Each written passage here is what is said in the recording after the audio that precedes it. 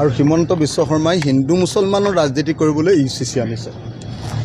আমি বাৰম্বাৰ কৈছিলোঁ যে অসমৰ ৰাইজ চলিব নোৱাৰা হৈছে মূল্যবৃদ্ধিৰ কাৰণে। সেইকাৰণে প্ৰথম দিনাৰ আমি আন্দোলনেৰে বিধানসভা আৰম্ভ কৰিছিলোঁ যে মূল্যবৃদ্ধি ৰোধ কৰক। বিধানসভাত বাৰম্বাৰ মই এটাই চিঞৰি আছিলোঁ যে মূল্যবৃদ্ধি ৰোধ হ'ব লাগে। আমাৰ যিটো ইকনমিক ক্ৰাইচিছ আহিছে তাৰ পৰা অসমৰ জনতাক বচাব লাগে। কিন্তু দুৰ্ভাগ্যবশতঃ এই চৰকাৰখনে কোনো ব্যৱস্থা নল'লে। তাৰ বিপৰীতে হিন্দু মুছলমানৰ কথা ক'বৰ কাৰণে আজি আপোনালোকে নিশ্চয় হিমন্ত বিশ্ব শৰ্মাৰ ভাষণ শুনিছে। অকল হিন্দু মুছলমানৰ কথা ক'বৰ কাৰণে খালি হিমন্ত বিশ্ব শৰ্মাই UCC আনিছে।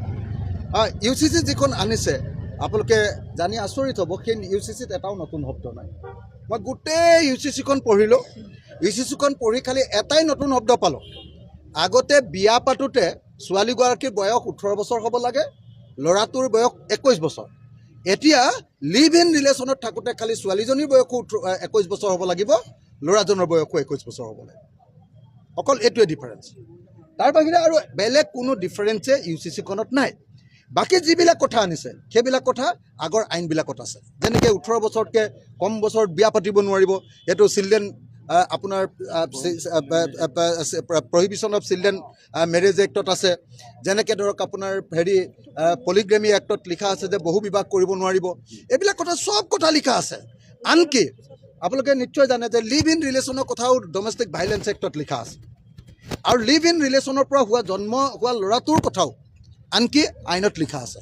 কিন্তু এতিয়া নতুনকৈ তেতিয়াহ'লে কি আনিলে? নতুনকৈ এটাই এই গোটেই বিধানসভাখন এনেই বৰবাদ কৰি দিলে, টাইমবিলাক নষ্ট কৰি দিলে, য'ত আমি মূল্যবৃদ্ধিৰ কথা আলোচনা কৰিব পাৰিলোহেঁতেন, য'ত আমি ক'ব পাৰিলোহেঁতেন যে বস্তুৰ দাম কেনেকৈ কমাব লাগে। গেছ চিলিণ্ডাৰৰ দাম আপোনালোকে দেখিছেনে? গেছ চিলিণ্ডাৰ এতিয়া গৈ 962 টকা হ'ল। আমাক অকল 1250 টকাৰ অৰুণোদয় দিয়ে। তেতিয়াহ'লে মানুহ কেনেকৈ চলিব? তো আপোনালোকে নিজে চাওক, সকলো বস্তুৰ দাম যেনেকৈ বাঢ়িছে, পৰিয়াল কেনেকৈ চলিব?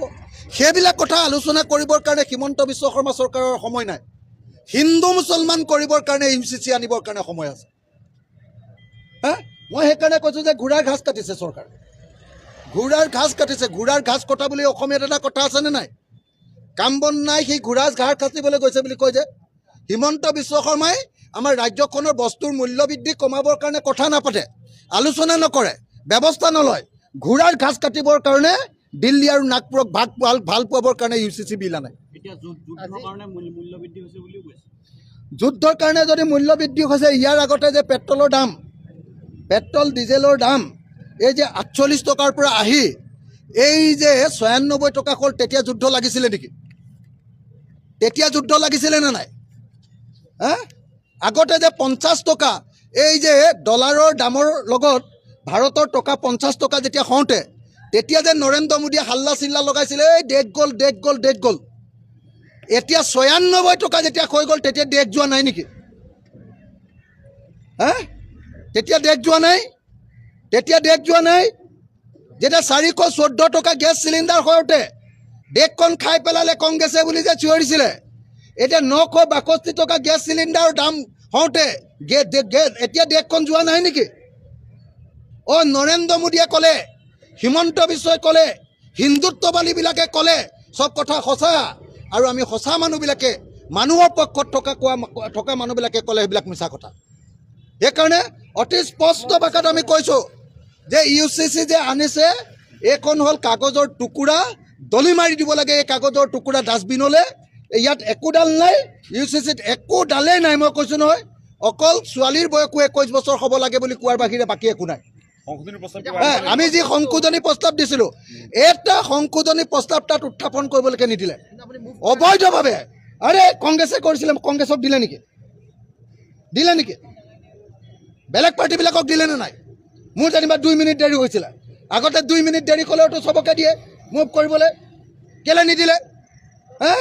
অসাংবিধানিক, অনৈতিক, বেআইনীভাৱে এনেকৈ আপোনালোকৰ দেখিছে যে এই বিধানসভা চলাইছে। আমাৰ ইতিহাসৰ আটাইতকৈ বেয়া যিজন অধ্যক্ষ, সেই অধ্যক্ষজনে চাগে এই ৰঞ্জিত দাস নামৰ মানুহজন। কালি কংগ্ৰেছৰ কালি বিজেপিৰ মিটিঙত জইন কৰিছে। কালি অধ্যক্ষ হৈ বিজেপিৰ মিটিঙত জইন কৰিছে। পলিটিকেল পাৰ্টিৰ মিটিঙত জইন কৰিব পাৰে নেকি অধ্যক্ষই?